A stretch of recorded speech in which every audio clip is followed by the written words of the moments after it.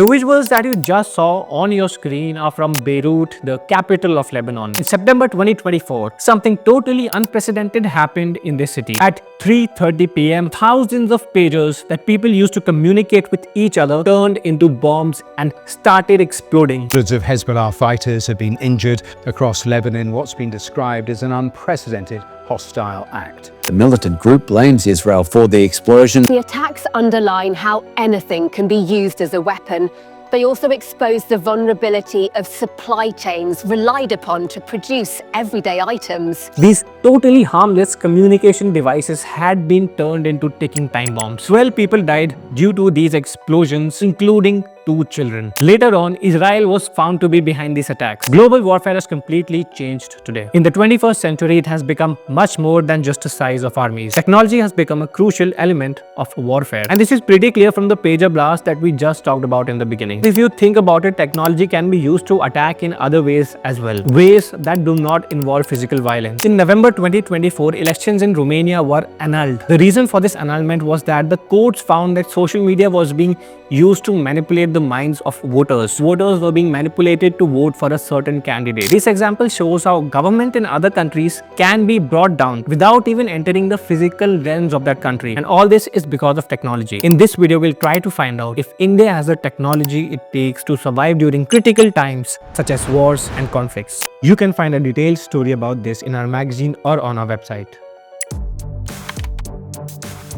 By the 1970s and 80s, India was developing its own technological product. The technologies that we are using today, the groundwork for all this was laid down in 1970s and 80s. During this time, companies like Infosys and HCL were born, and even legacy companies like Tata and Wipro had started manufacturing electronic products. So all in all, there was a growing environment for domestic electronic products in the country. A lot changed in the 1990s. India had started opening its economy to other countries. This meant that other cheaper products could now enter the Indian market, and this was not a good thing for Indian manufacturers because now they had more competition. But things became even worse when India joined the World Trade Organization and signed the ITA-1 agreement. It is really important to understand what ITA-1 agreement is because the impact of this agreement carries on till date. So the signing of this agreement meant that India could import IT products from other countries at zero duty from 2005. The reason why this IT agreement is important is because now Chinese products could enter the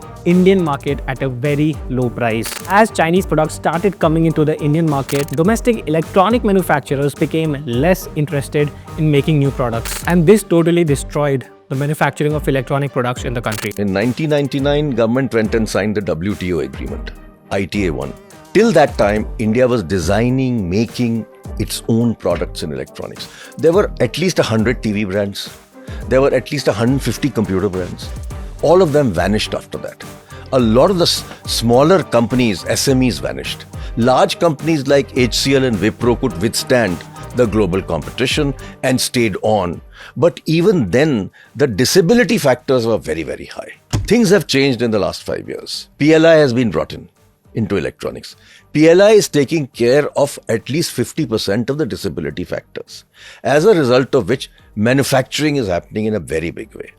But all the manufacturing that's happening today is mainly assembly. Today, most of the CCTVs that are used in Indian cities that monitor where people are going and coming use chips that are made in China. And even if you look at smartwatches and other gadgets, most of the chips used in these products come from other countries.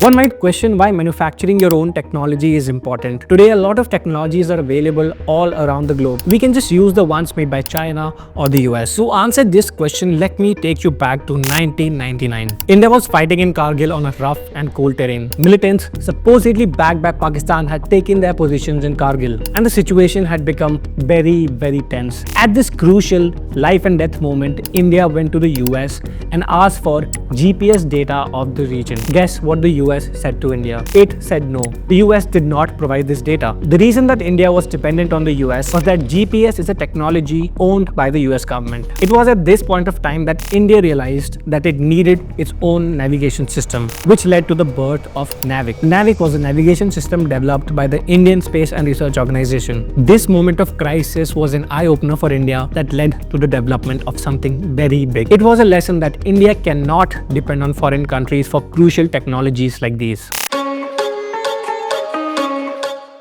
The moment has arrived when India needs to create technologies for critical infrastructure, and that infrastructure has to be competitive and secure. The Indian government has taken steps towards tech sovereignty that we should pay attention to. The government is spending $50 billion to build domestic capacity in chips, quantum computing, artificial intelligence, and biotechnology. It is also working on a $4 billion subsidy program to promote design and manufacturing. And policymakers in India are also focusing on key issues such as development of IPs. The results of these efforts may not be perfect at first, but they will be incremental.